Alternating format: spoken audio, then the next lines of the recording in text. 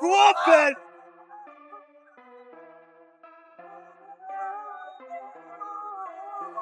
Wins coming by way of knockout. And he fights as one England, introducing the former British IBO and WBA champion, ladies and gentlemen, Chris Eubank Jr. Sit there and pick my phone. Pull the score out. Make it higher so I can get up. That's good. First round's out of the way. He's such opportunity. The left hand, the right hand over the top. The Destroyer Ben. And it's a blessing to be fighting back on British soil.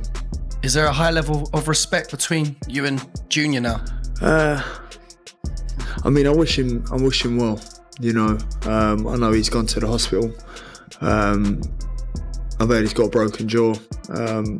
Today he got beaten up. And you know, see, Eubank, Chris was spiteful in that ring, if you could tell. He could knock him out anytime he wanted, but he didn't want to. He was just fucking using the jab and just hurting him and just hurting him.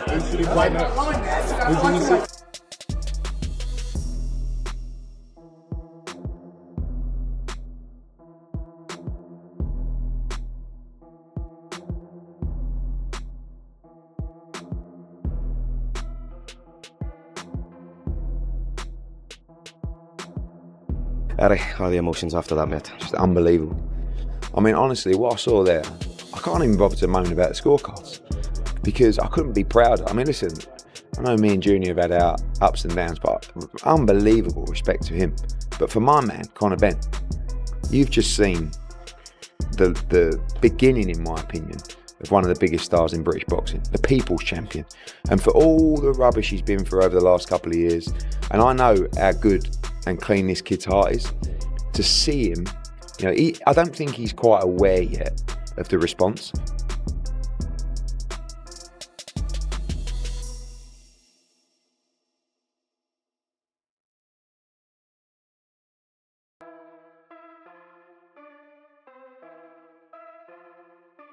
Competitive all the way through.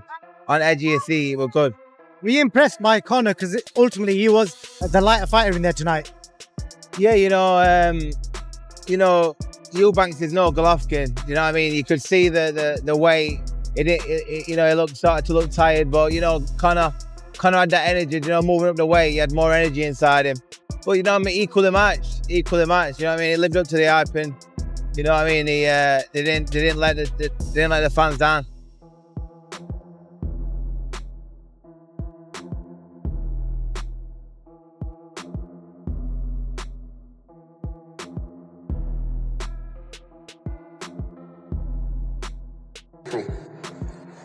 Who won the fight, Conor?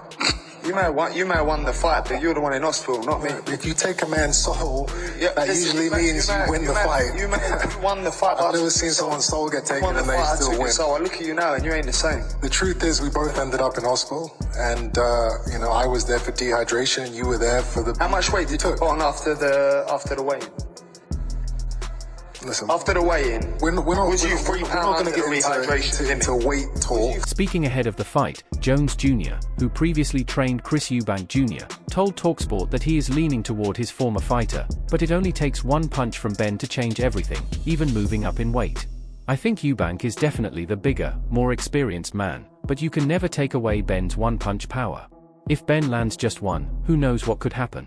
I like Eubank, but Benn comes up from 140. I think he's coming because of the size. Yeah. Is that his best route to victory, just to impose himself? Yeah. It's a very tough fight for Benn. I'm not going to say he can't win it, Roy Jones Jr. told TalkSport. But it's going to be a rough one. To me, his best chance is to land a big shot, and it doesn't hurt him. It's tough. Chris is a much improved fighter. He's strengthened his fundamentals and made himself better. He's going to be really hard to beat for any opponent, especially someone smaller than him.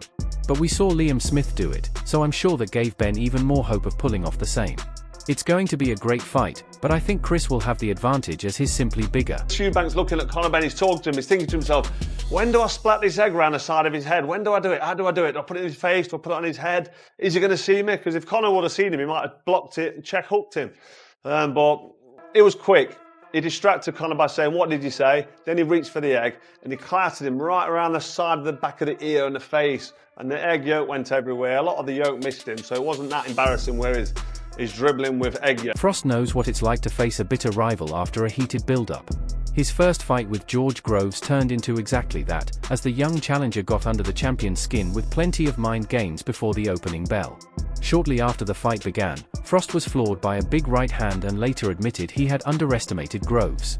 He won the bout via controversial stoppage, then secured a more decisive victory in the famous rematch at Wembley. Chris Eubank Jr. has already unsettled Benn by smashing an egg in his face at the first press conference. Referencing one of the excuses Benn gave for failing a drug test ahead of their first fight in October 2022, Eubank will also hold the size advantage on fight night. He has competed as high as super middleweight against current or former world champions, including Groves, James DeGaulle, and Arthur Abraham.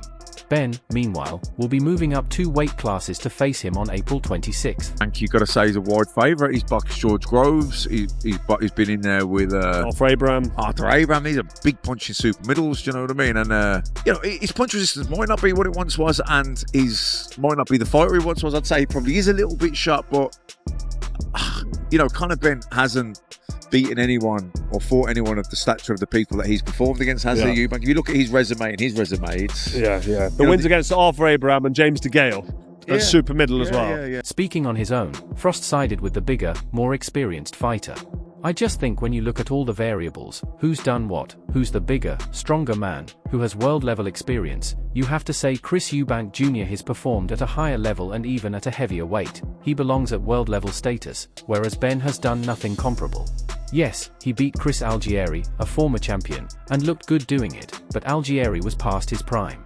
If I'm picking my immediate favourite for this fight, it's Chris Eubank Jr. Then the close loss to Billy Joe Saunders, but the loss to Liam Smith, that was such a bad loss, but he rectified it, wasn't it? But he rectified it in the rematch, and and Liam's a good fighter, you know what I mean? Yeah, true. He was a good fighter. And in the rematch, he was dead himself, wasn't he? He was fucked himself. Do you think that is a heavy favourite, or do you think he's a slight favourite? I think he's a heavy favourite. I don't see what you could base, unless you're just going on like hype or something. But I don't see what you can't. I don't see what you can. You got to look at facts, haven't you? Former world champion Amir Khan sided with size, giving the edge to the fighter with the weight advantage. I've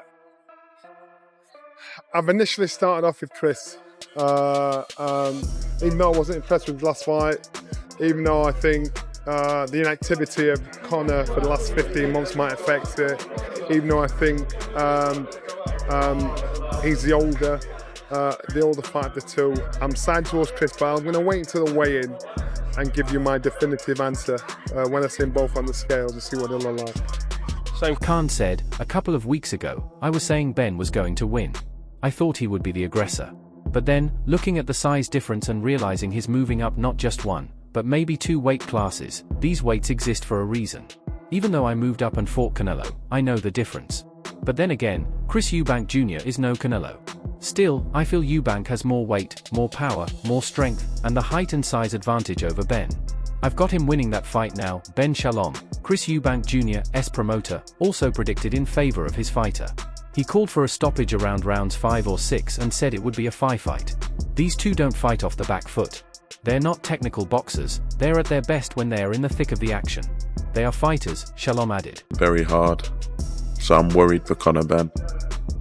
Chris Eubank Jr. is hard to get completely locked in, let's be honest. We've seen it on occasion. He is ready. He has had a fantastic camp. He is training for this properly. He's had a great camp with Jonathan Banks. He stayed in London. He's not gone anywhere. And he's ready to put on a demolition job. I think they've got too much ego to fight off the back foot.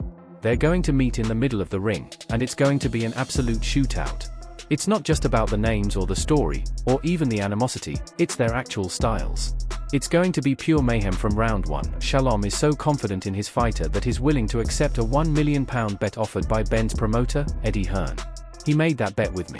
Shalom said, make sure if you speak to him that he sticks to it, because suddenly he's trying to back out.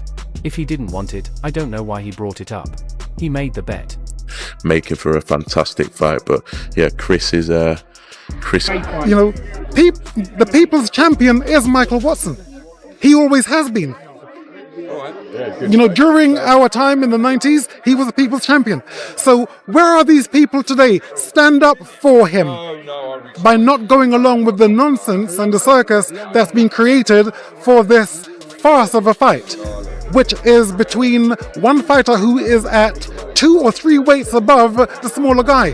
Questions have been raised about whether such a bet is even legal, as British Boxing Board of Control license holders, which Shalom and Hearn are in their roles as promoters, aren't allowed to bet on fights they are involved in.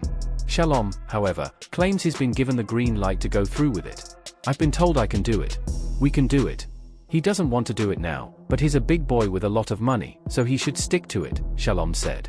He should keep his word, and we should get it on. An 18-foot ring would theoretically make it harder for Eubank Jr to box and move as he has in recent fights, while making it easier for the explosive Benn to cut off space and land big power shots. Shalom, however, believes Eubank Jr will face Benn head-on this Saturday. Weights above the smaller guy. The smaller guy in Conor Benn he has had his career destroyed for one guy.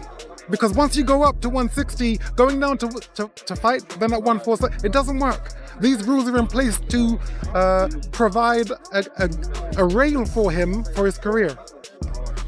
My son coming down from 168 to 160 puts his life in danger because I know what it is. I know what it is. Benn's best hope lies in Eubank Jr.'s efforts to make weight, leaving him drained and unable to fully use his physical advantages. The younger fighter may target an early stoppage, much like Liam Smith did against this opponent when he caught him cold in 2023. With Eubank Jr being taller and looking to control distance, Benn will need to get inside and work the body relentlessly. While he is expected to lose, he could finish having thrown more punches than his opponent. Regardless, Benn and Eubank Jr are set to etch their names into a transgenerational legacy, and they'll do so in fierce fashion. That's all for now. For the latest updates on news, moments, events, and action in the world of boxing, stay connected by subscribing to our YouTube channel. Don't forget to turn on notifications so you're alerted whenever we drop quality content like this. Until next time, peace.